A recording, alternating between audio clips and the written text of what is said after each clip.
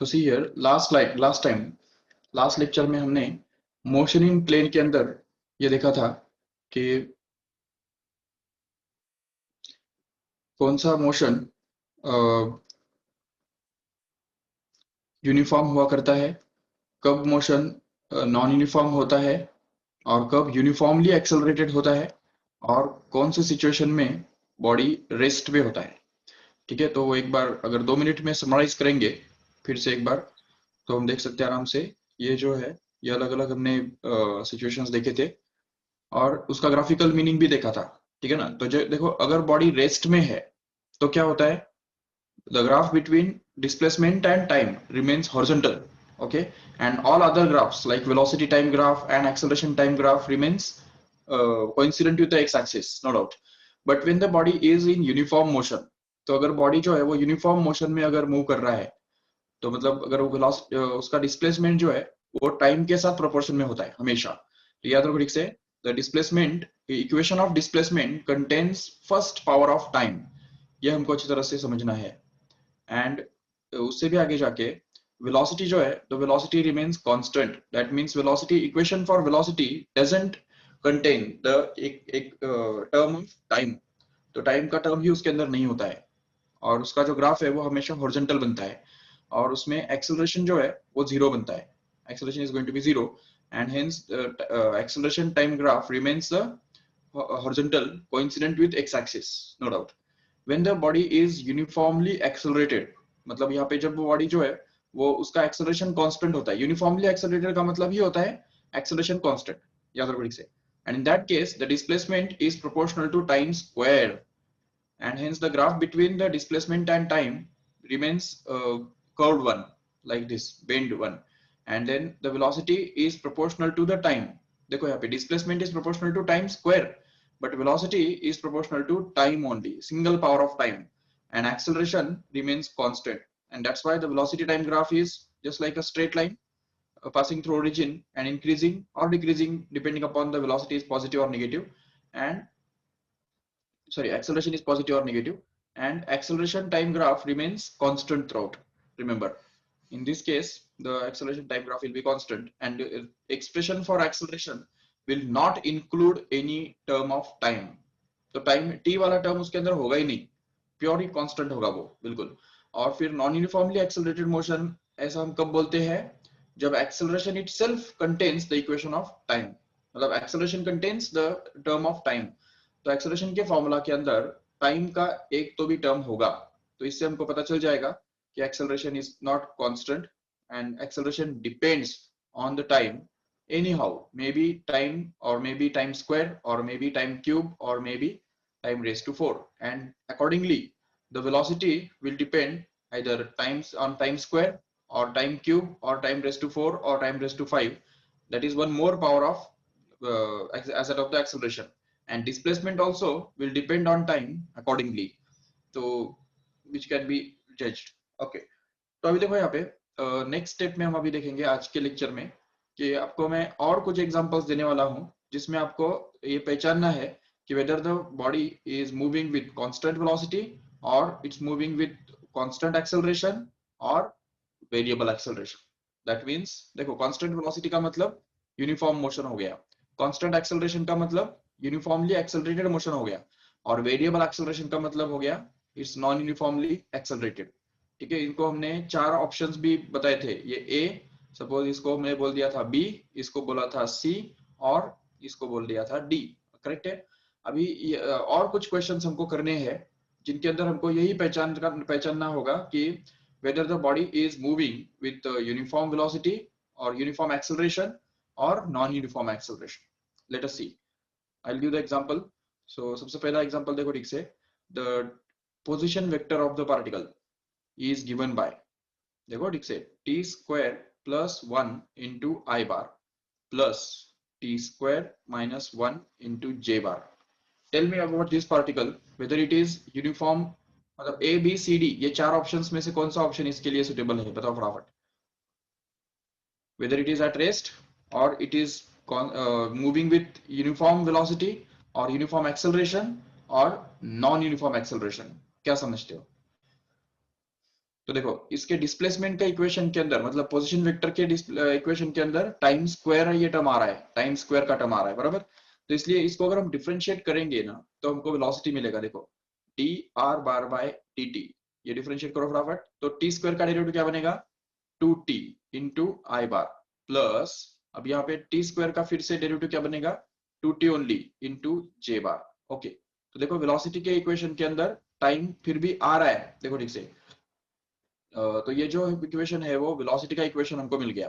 देखो v bar can be written to be equal to 2t i bar plus 2t j bar. Okay, and now if we differentiate this equation also with respect to time, then we can get the expression for acceleration, that is dv bar by dt, which is actually going to be, अब यहाँ पे देखो इसका अगर derivative निकालेंगे तो क्या होगा, 2t का डेरिवेटिव क्या बनता है, सिर्फ 2 बनता है, तो इंटू आई बार प्लस यहाँ पे फिर से 2t का derivative only 2 into j bar, and this is going to be the expression for acceleration. So acceleration is found out to be 2i bar plus 2j bar.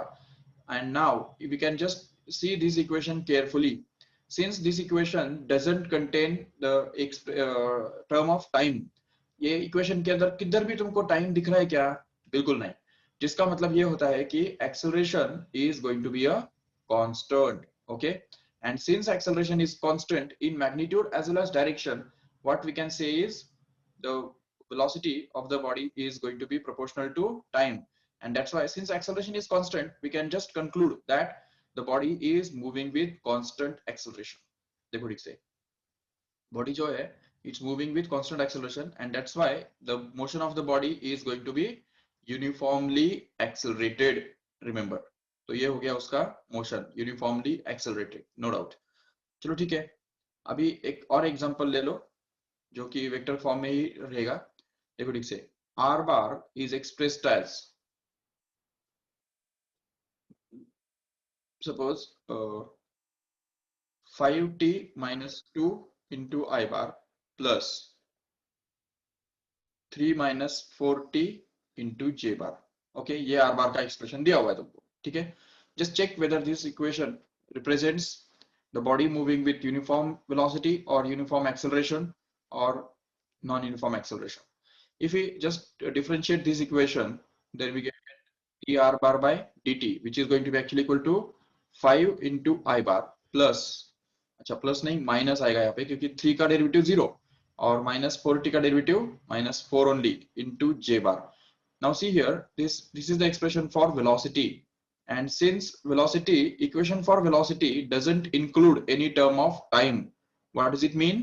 Velocity itself is going to be a constant one, and since the velocity is constant, obviously its derivative will be 0, and hence we can say that acceleration is going to be 0, and the motion in which velocity remains constant and acceleration remains 0 is called as the uniform motion. So we can say that the body moves with uniform motion. So the motion of the body is uniform one. That's it. ये हमने conclude कर लिया। बिल्कुल, देखो कितना simple है। अगर suppose हमको आर बार का एक्सप्रेशन दिया हुआ है, r bar which is going to be 1 minus t cube into I bar plus 2t minus t raised to 4 into j bar.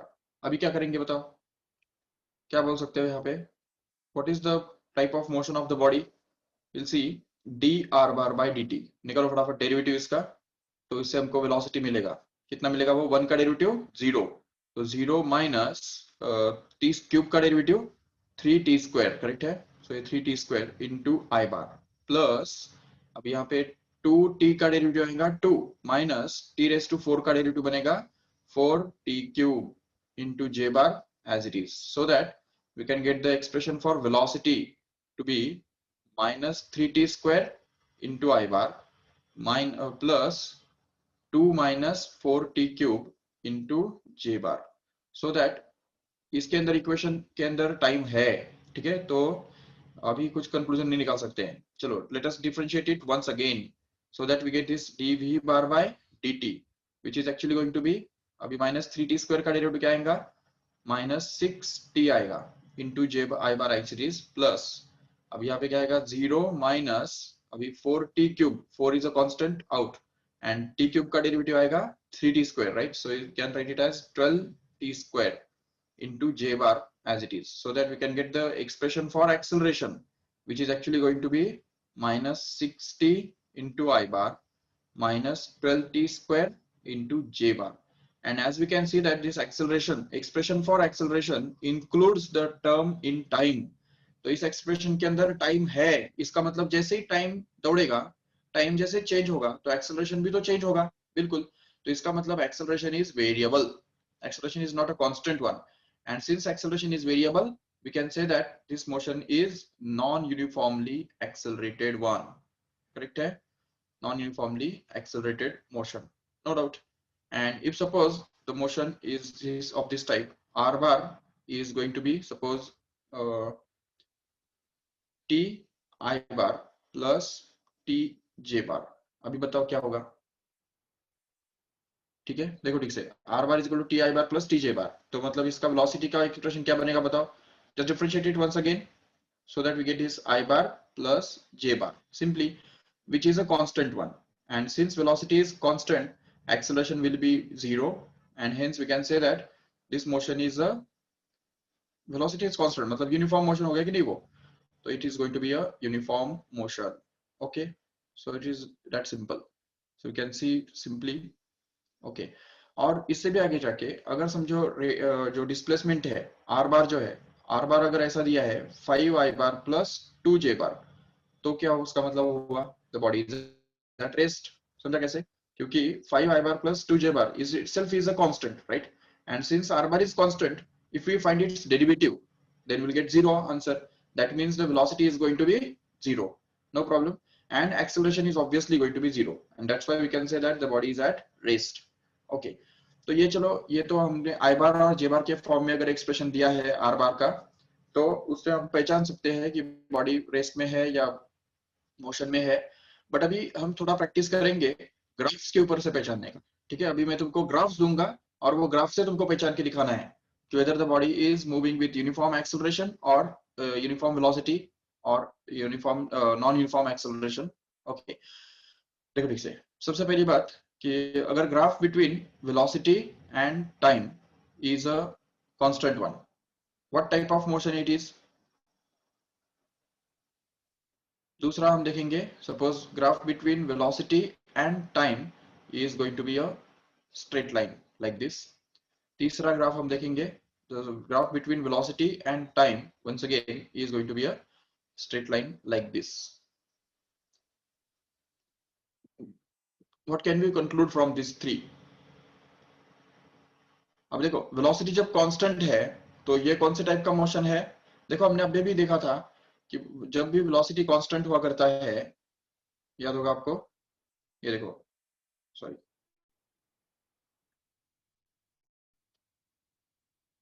अरे हाँ ये देखो क्या बताया था कि when the velocity is constant what happens is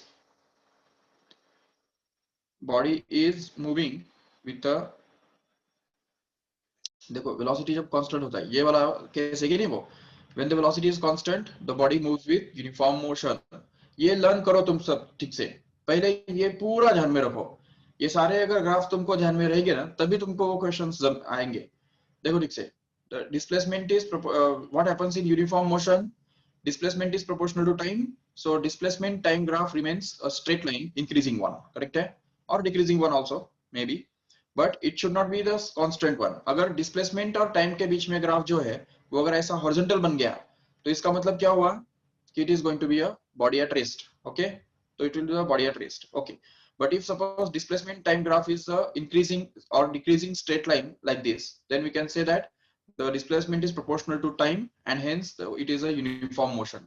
Okay, in uniform motion velocity time graph remains a horizontal like this. Okay, ये graph बनता है वेलोसिटी और टाइम के बीच में, और एक्सेलरेशन टाइम ग्राफ जो है वो सोया हुआ रहता है एक्स एक्सिस के ऊपर, राइट? और दूसरी बात, यूनिफॉर्मली एक्सेलरेटेड मोशन के अंदर क्या होता है, displacement time graph becomes curved like this.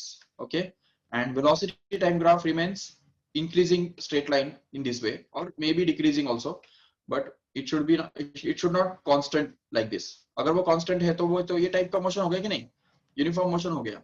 इसलिए ये नॉन यूनिफॉर्मली एक्सेलरेटेड मोशन के अंदर वेलोसिटी जो है वो हमेशा या तो इंक्रीज होता है या तो डिक्रीज होता है, और वो भी स्ट्रेट लाइन के हिसाब से। with respect to time. An acceleration time graph remains a horizontal like this, okay, which shows that it's constant. Okay, so that's the uniformly accelerated motion.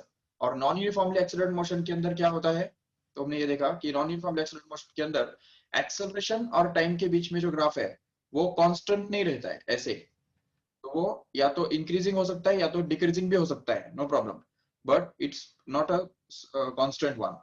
And because of that, the velocity time graph becomes curved and displacement time graph becomes still curved, steeply curved in this way. तो ये हम समझ सकते हैं आराम से. ये सब चीजें अगर याद रखते हो तो हमको ये क्वेश्चंस जो है बहुत इजी हो जाएंगे. ये देखो ठीक से. अब यहाँ पे क्या दिया हुआ है, सबसे पहला वाला जो ग्राफ है तो उसके अंदर क्या है बताओ, velocity is constant, right. Velocity किस में कांस्टेंट होता है, यूनिफॉर्म मोशन के अंदर कांस्टेंट होता है, इसलिए इसको हम बोल सकते हैं the motion is uniform. Okay, then again velocity time graph is actually increasing straight line, बराबर. तो इसका मतलब velocity is directly proportional to time. What when this happens, it happens in case of uniformly accelerated motion in which acceleration is constant, remember, and that constant is actually the slope of this graph. अब देखो ये increasing वाला जो straight line होता है इसका मतलब क्या है कि इधर का वेलोसिटी, तो ये कम मतलब पहले वाला इनिशियल वेलोसिटी जो है इसको अगर हम t1 बोल देते हैं सपोज, और यहाँ पे अगर सपोज t2 है तो t1 वाला जो वेलोसिटी है v1 उसको हम बोल सकते हैं, और t2 वाला जो वेलोसिटी है उसको हम v2 बोल सकते हैं. तो यहाँ पे क्या है ना कि ये जैसे हम टाइम में आगे बढ़ते हैं तो वेलोसिटी भी बढ़ रहा है, राइट. तो इसलिए हम बोल सकते हैं यहाँ पे कि velocity is increasing as time increases, and that's why we can say that when the velocity increases with respect to time, it means that acceleration is positive, correct है. तो यहाँ पे हम बोलेंगे acceleration positive है. लेकिन जब यहाँ पे velocity डिक्रीज हो रहा है, ठीक है ना, यहाँ पे डिक्रीज कैसे, क्योंकि देखो ये t1 अगर इसको बोल देंगे और इसको अगर हम t2 बोल देंगे सपोज यहाँ पे जो है, तो इसमें t1 का जो वेलोसिटी है वो ज्यादा था, ये देखो इसको हम v1 बोल सकते हैं, और t2 के ऊपर जो वेलोसिटी उसका है वो तो कम हो गया. तो इसका मतलब जैसे अब टाइम बढ़ा आगे तो उसकी वजह से क्या हुआ, वेलोसिटी कम हो गया. So velocity decreases as time increases, and in that case what we can say is the acceleration is negative. So whenever the velocity increases with respect to time, the acceleration remains positive, but when the velocity decreases with time, the acceleration becomes negative. So whenever the acceleration is positive, the graph between velocity and time is always going to be a straight line which is increasing, either maybe passing through origin or may not be passing through origin, but it will be increasing compulsorily this way. But whenever the acceleration is negative, what happens is the graph between velocity and time becomes a straight line, but it will be decreasing like this. Maybe passing through origin or may not be passing through origin, but it will be decreasing like this. तो ये सारे जो graphs है वो negative acceleration वाले graphs है. तो ये देखो नेगेटिव एक्सेलरेशन इसको हम बोल सकते हैं, और ये सारे जो ग्राफ्स है वो पॉजिटिव एक्सेलरेशन वाले ग्राफ्स है, याद रखो ठीक से. लेकिन ये ग्राफ किसके बीच में होना चाहिए, वेलोसिटी और टाइम के बीच में होना चाहिए, कभी भी नहीं, ठीक है. तो ये याद रखो ठीक से. These are the characteristics of these graphs. Okay, now we'll see the next question. चलो ठीक है, इससे हमको इतना तो पता चल गया कि this motion is these two motions are uniformly accelerated. Okay, ये दोनों मोशन जो है वो यूनिफॉर्मली एक्सेलरेटेड है, जबकि ये जो है फर्स्ट मोशन जो है वो यूनिफॉर्म है. चलो ठीक है. अभी मुझे बताओ अगर डिस्प्लेसमेंट टाइम ग्राफ, अच्छा एक बात मत बताओ, अगर सपोज वेलोसिटी और टाइम के बीच में जो ग्राफ है वो अगर ऐसा हॉरिजॉन्टल है यहाँ पे, मतलब एक्स एक्सिस के साथ कोइंसिडेंट है, तो वो मोशन कौन से टाइप का होगा बताओ. एक्स एक्सिस के साथ coincident like this, the graph is just coincident with x axis. Yes, velocity is zero. तो वेलोसिटी जीरो का मतलब क्या हुआ, the body is at rest. Very good, बिल्कुल करेक्ट. ओके, अभी देखो अगर एक्सेलरेशन और सॉरी डिस्प्लेसमेंट और टाइम के बीच में ग्राफ हम ड्रॉ करते हैं, और डिस्प्लेसमेंट टाइम ग्राफ अगर ऐसा मिलता है, मतलब straight line passing through origin and increasing one, ऐसा अगर है, तो ये किस टाइप का मोशन है बताओ जल्दी. Displacement time graph is going to be a straight line increasing one. So this motion is going to be of uniform once again. समझा कैसे? Uniform motion. Why? Because velocity is constant, because the displacement is proportional to time. चलो ठीक है। अगर दूसरा question पूछा जाए, मान लो कि डिस्प्लेसमेंट और टाइम के बीच में जो ग्राफ है वो ऐसा बनता है, अभी क्या बताओ? अभी इसका मतलब क्या हुआ? Displacement time graph is going to be a horizontal straight line, horizontal, parallel to x-axis. What does it mean? The body is at rest. Very good. It's at rest. Body is at rest. Why? Because displacement is not changing with respect to time. It's constant. That means velocity will be zero. No doubt. Okay. अगर displacement और time के बीच में जो graph बनता है वो अगर ऐसा बनता है तो इसका मतलब क्या होगा बताओ? अगर वो कर्व्ड है ऐसे इंक्रीजिंग कॉनकेव अगर कर्व्ड है तो इसका मतलब क्या होगा? It's going to be a uniformly accelerated motion है वो। समझा कैसे? Uniformly accelerated motion. ओके। और अगर वो कर्व जो है वो कर्व भी अगर ऐसा भी रहेगा, सपोज कॉन्वेक्स भी रहेगा, तभी भी क्या बोलेंगे? Graph velocity decreases and time increases, which means velocity is inversely proportional to the time. Still it is uniformly accelerated motion. Okay. See here, Atharva is asking a simple question that in this case, velocity is increasing and time is increasing. ये graph के अंदर क्या हो रहा है कि velocity जो है वो टाइम के साथ इंक्रीज हो रहा है। चलो ठीक है, तो इसलिए हम बोल सकते हैं कि यहाँ पे velocity is directly proportional to the time. Okay. अब यहाँ पे हम देख रहे हैं कि as time increases velocity decreases. Okay. Does it mean that the velocity is inversely proportional to the time and hence the motion should not be uniformly accelerated one? See here, I will explain it on the another paper. See here. अभी एक simple सा example मुझे बताओ, अगर y is equal to suppose 30x, ये एक equation है, ठीक है? इसको हम ऐसा बोल सकते हैं y is proportional to x। Yes बिल्कुल, क्योंकि यहाँ पे y और x के बीच में जो ग्राफ बनेगा वो एक्चुअली ऐसा बनेगा, ये देखो इंक्रीजिंग स्ट्रेट लाइन बनेगा। ठीक है, मान लो कि यहाँ पे y is equal to 30x plus 5 है। Okay, 30x plus 5। अभी कैसा ग्राफ बनेगा बताओ? अभी ग्राफ बनेगा ऐसा।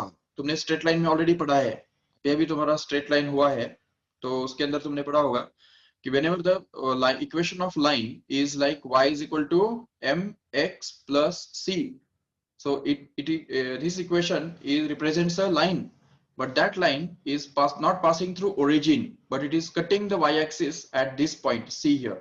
तो इस c पॉइंट पे वो कट करता है। और अब यहाँ पे अगर y equal to 30x plus 5 है तो इसका मतलब यहाँ पे ये जो डिस्टेंस है ये कितना रहेगा? 5 रहेगा जरूर। ओके। अभी मुझे बताओ, अगर ग्राफ जो है वो अगर ऐसा है तो ये भी तो स्ट्रेट लाइन ही है ना। देखो अभी इस केस में ग्राफ इक्वेशन क्या हो सकता है बताओ? अगर मान लो कि इक्वेशन है y is equal to 10 minus x. Imagine करो, सिर्फ इमेजिन करो अभी y is equal to 10 minus x, इसका ग्राफ कैसे बनेगा बताओ? देखो यहाँ पे अगर 1 ले लेते हैं, ये 2, सपोज ये 3, या सपोज 4, 5, 6, 7, 8, 9 एंड 10। ओके, सो ये हमने एक्स एक्सिस के ऊपर डाल दिया। इधर भी 1, 2, 3, 4, 5, 6, 7, 8, 9, 10। ओके, कौन सा पॉइंट बनेगा इस ग्राफ के ऊपर बताओ? जब x इक्वल टू 0 होगा तो y क्या बनेगा? 10 बनेगा। तो 0,10 point is going to be there on the graph. ये ग्राफ पे पॉइंट आएगा जरूर। Put x equal to 1 here in this equation. Here ये पॉइंट तो हमने ले लिया 10 वाला। चलो ठीक है, अभी यहाँ पे x के बदले 1 डाल दो तो क्या आएगा? y इज इक्वल टू 9 आएगा कि नहीं? तो देखो 1,9 पॉइंट विल बी देयर। तो देखो ये 1,9 यहाँ पे आ गया पॉइंट, राइट? ठीक है, अभी मुझे बताओ, जब x इक्वल टू 2 डालेंगे तो y का वैल्यू कितना मिलेगा? 8, राइट? सो इसलिए फिर 2 पे उसका वैल्यू 8 बन रहा है। 3 पे क्या बनेगा उसका वैल्यू? 7, 4 पे 6, 5 पे 5, देन 6 पे 4 and 3, so on up to like this. So if we join all such points on the graph here, then we can get a straight line. ये देखो, ये ऐसा एक straight line हमको मिल जाएगा अगर हमने ये सारे पॉइंट्स ज्वाइन किए नहीं, तो हमको एक सिंपल सा स्ट्रेट लाइन मिलेगा ऐसा। अभी इसमें भी तो देखो क्या हो रहा है, जैसे x बढ़ता जा रहा है तो वैसे वैसे क्या हो रहा है, y तो घटता जा रहा है, बराबर। तो अगर y x इंक्रीज होने की वजह से y घटता है, तो इसका मतलब हमेशा ही y inversely proportional to x होता है, ऐसा नहीं है। हाँ, अगर y is equal to 100/x है, तो तभी भी क्या होगा, x जैसे बढ़ेगा तो वैसे वैसे y डिक्रीज होगा।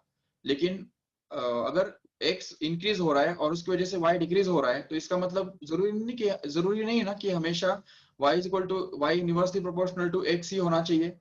नहीं, ये y जब यहाँ पे ऐसा होता है, ये देखो ये इक्वेशन देखो एक बार ठीक से, y is equal to 10 - x। अभी इसमें जैसे x बढ़ रहा है, अगर x का वैल्यू 2 से 3 बन गया, तो y का वैल्यू क्या होगा, 8 से 7 बन जाएगा। मतलब जैसे as x increases, y is decreasing here in this case, but still in this case y is not inversely proportional to x. check y, इसको हम बोल सकते हैं कि ऐसा, ये जो है ये इक्वेशन को बोल सकते हैं क्या y is inversely proportional to x? बिल्कुल नहीं, डिनोमिनेटर में तो कुछ है ही नहीं यहाँ पे। तो इसलिए यहाँ पे हम बोल सकते हैं कि y inversely proportional to x का कंडीशन ही अलग है, उसके बारे में सोचो ही मत, वो अलग है। तो ये बात याद रखो ठीक से कि हमेशा जब भी ये x और y जब एक बढ़ता है और एक कम होता है, तो उसका हमेशा इसका मतलब वो इनवर्सली प्रोपोर्शनल टू होगा, ऐसा जरूरी नहीं है। समझा Atharva?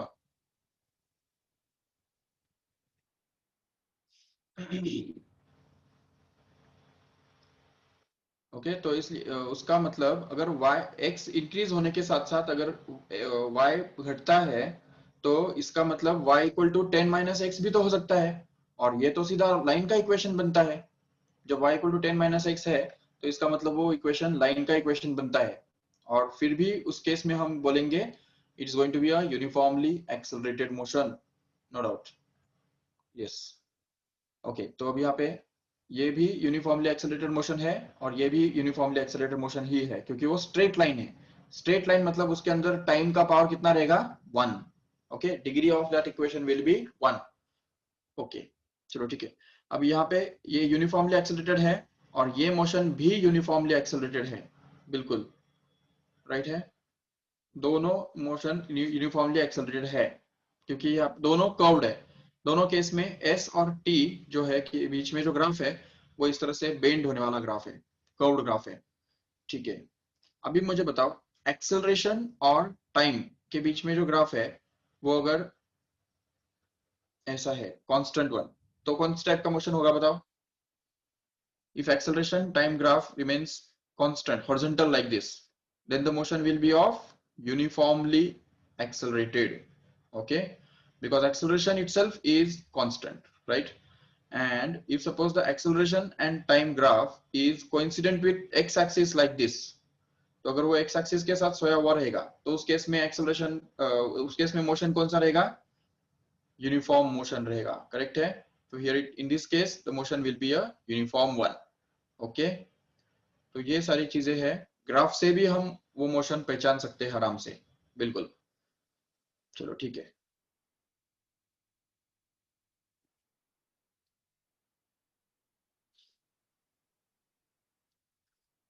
Okay, now we'll see the next topic in this section, that is about the relative velocity. See here, what do you mean by relative velocity? Is, तो अभी देखो सिंपल सी कंसेप्ट है यहाँ पे। रिलेटिव वेलोसिटी का मतलब क्या, देखो अगर मान लो कि एक बॉडी जो है, ये बॉडी ए है सपोज, और दूसरा एक बॉडी हमारे पास है बी सपोज, ठीक है। तो अभी ए जो बॉडी है वो आगे बढ़ रहा है, और उसका जो वेलोसिटी है वो सपोज 15 मीटर पर सेकेंड है। ओके, और बी जो बॉडी है वो भी आगे बढ़ रहा है, बट उसका जो वेलोसिटी है वो सिर्फ 10 मीटर पर सेकेंड है। या चलो उसका जो वेलोसिटी है उसको मान लेते हैं कुछ नहीं तो ऐसा करो, ये जो है ए बॉडी जो है, तो उसका वेलोसिटी मान लेते हैं 10 मीटर पर सेकेंड, ओके, और दूसरा जो बॉडी है उसका जो वेलोसिटी है वो रहेगा 7 मीटर पर सेकेंड, चलेगा? ठीक है। अभी देखो ये बॉडी जो है, दोनों बॉडीज जो है वो एक स्ट्रेट लाइन में आगे बढ़ेंगे। ये सपोज उनका पाथ है, this is the path of motion, okay. So see now, after 1 second where will be this body A here? तो ए बॉडी जो है वो 10 मीटर दूर चला जाएगा, बिल्कुल। लेकिन बी बॉडी जो है वो सिर्फ 7 ही मीटर जा पाएगा, क्योंकि उसका वेलोसिटी कितना है? 7 मीटर पर सेकेंड, राइट? सो इसलिए उसका वेलोसिटी कम होने की वजह से वो 7 ही मीटर आगे जा बढ़ पाएगा। ठीक है, तो ये आ गया यहाँ पे 7 मीटर पर सेकेंड।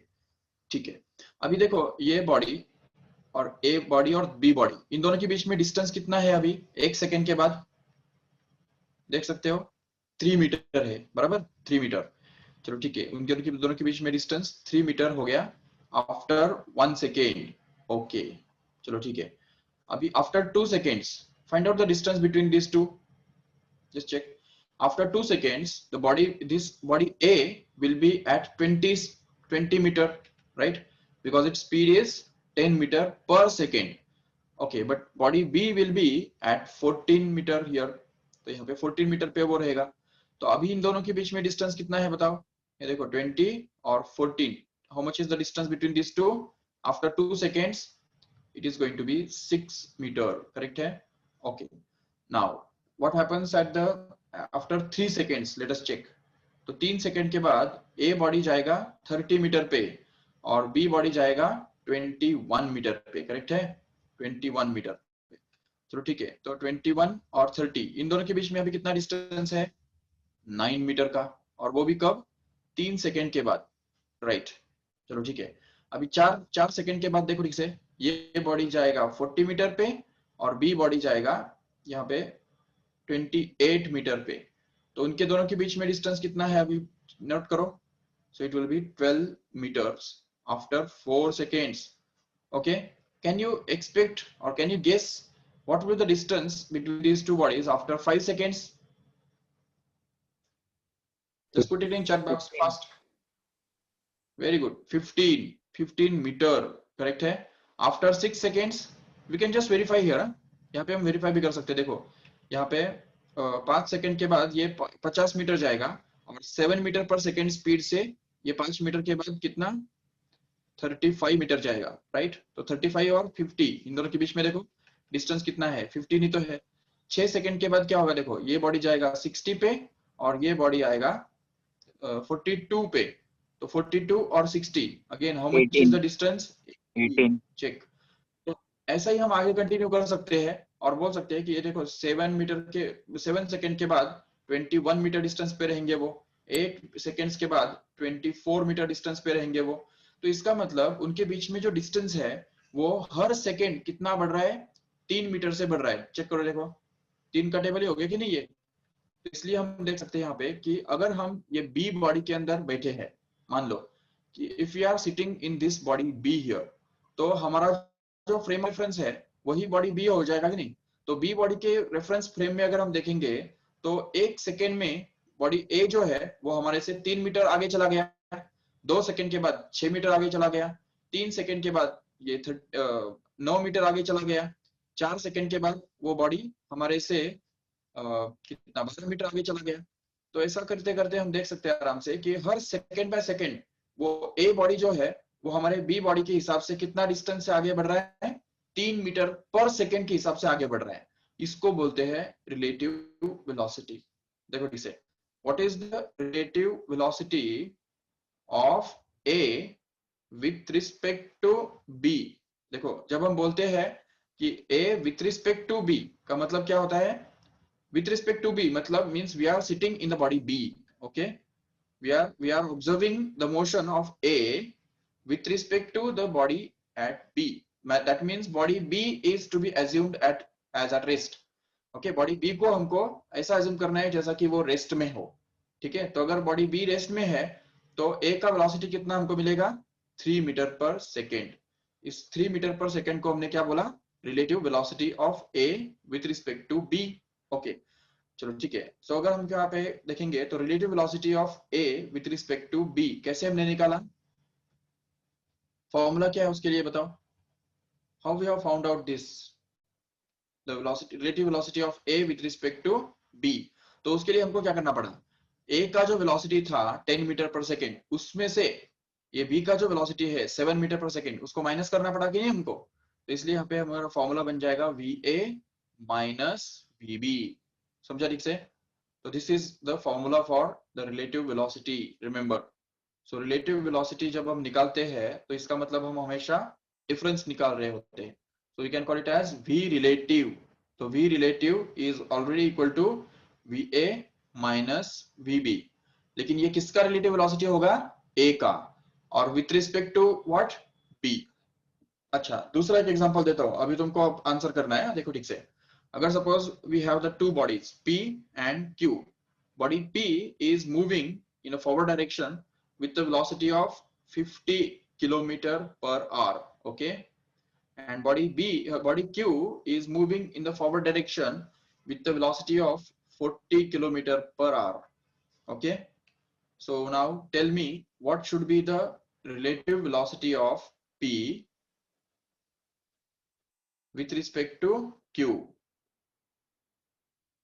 जल्दी डालो चैट बॉक्स में के अंदर। Yes very good, Parth have given the correct answer, Atharva also have given the correct answer. What about others, समझा कि नहीं ये कांसेप्ट ठीक से। देखो ठीक से, P is moving with 50 kilometre per hour and Q is moving with 40 kilometre per hour. So what should be the relative velocity of P with respect to Q? We can say 10 kilometre per hour. Don't forget kilometre per hour, okay? चलो ठीक है।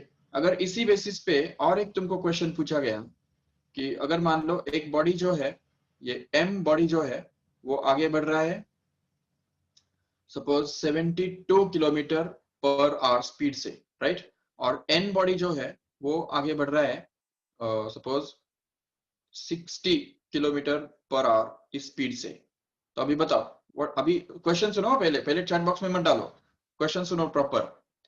What is the relative velocity of n with respect to m? अभी chat box में डालो। Very good, very good. Parth has given correct answer. Veer also, Prashant also, Rishikesh also. Very good. See here, the relative velocity of n with respect to m is going to be minus 12. Why this minus sign is there? Just subtract this smaller number from bigger number. ऐसा नहीं है कि हमको सिर्फ smaller number हमको subtract करना है bigger number से। See the formula.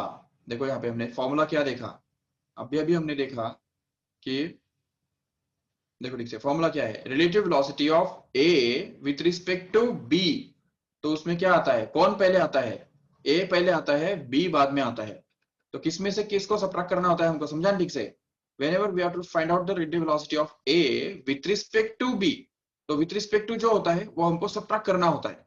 अभी चेक करो जो हमारा क्वेश्चन था उसके अंदर क्या पूछा हमको, relative velocity of n with respect to m।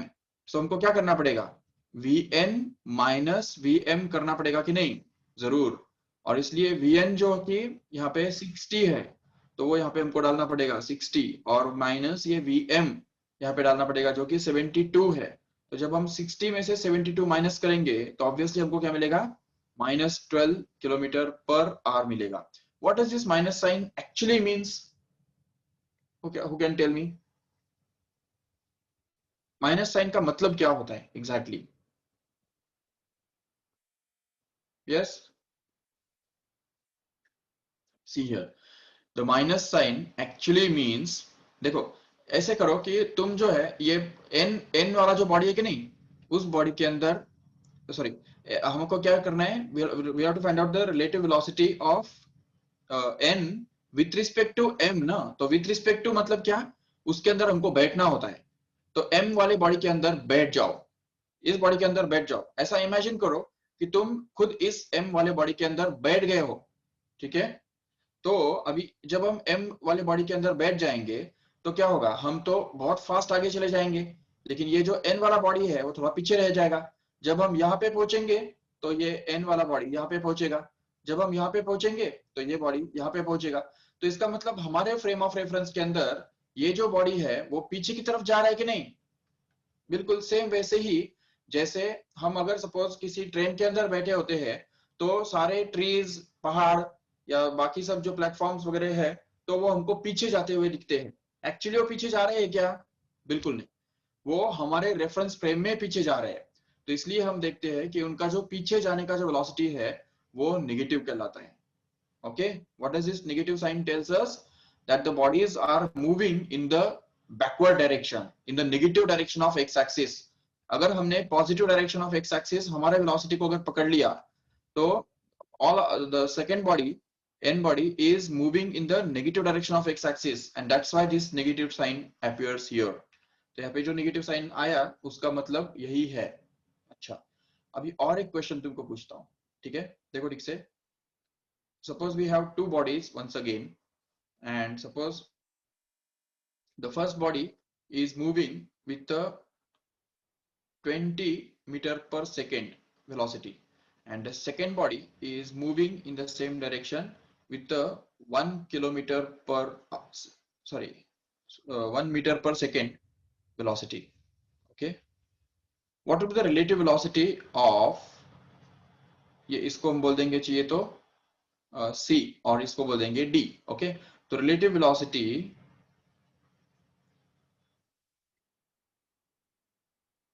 Of c with respect to d कितना होगा? बताओ जल्दी। What is the relative 1. velocity of c with respect to d? It's going to be 19 plus 19, correct है? क्यों? क्योंकि यहाँ पे अभी c with respect to d चाहिए, तो उसके लिए हमको vc माइनस vd करना पड़ेगा। और vc कितना है यहाँ पे? 20 और vd कितना है? 1। तो इसलिए 20 में से -1 करेंगे तो हमको 19 मिलेगा जरूर, बिल्कुल। चलो ठीक है, अभी थोड़ा डिफिकल्ट क्वेश्चन पूछता हूँ तुमको। देखो इसका आंसर मुझे कल बताया तो भी चलेगा। देखो, suppose we have a body A which is moving with the speed 20 meter per second, okay, and suppose there is another body b which is situated at a very large distance from this a here, okay, ये body b है suppose, और ये इनके दोनों के जो बीच में distance है वो है मान लो 6000 या 600 मीटर, ओके, 600 मीटर का इतना डिस्टेंस है इनके बीच में, ठीक है। और बी बॉडी जो है वो इस तरफ मूव कर रहा है 30 मीटर पर सेकेंड स्पीड से, ओके। देखो ठीक से, A is moving with 20 metre per second and B is moving with 30 metre per second.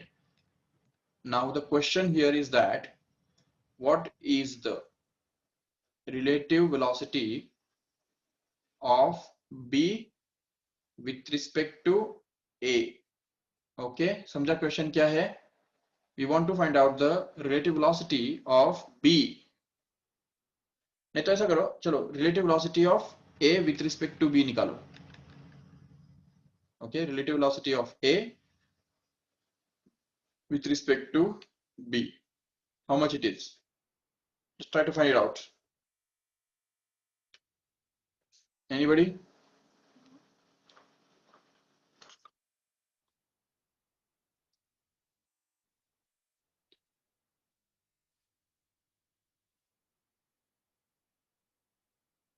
Yes. Most of them are saying that it's 50 and it is correct answer. Actually 50 is going to be the correct answer.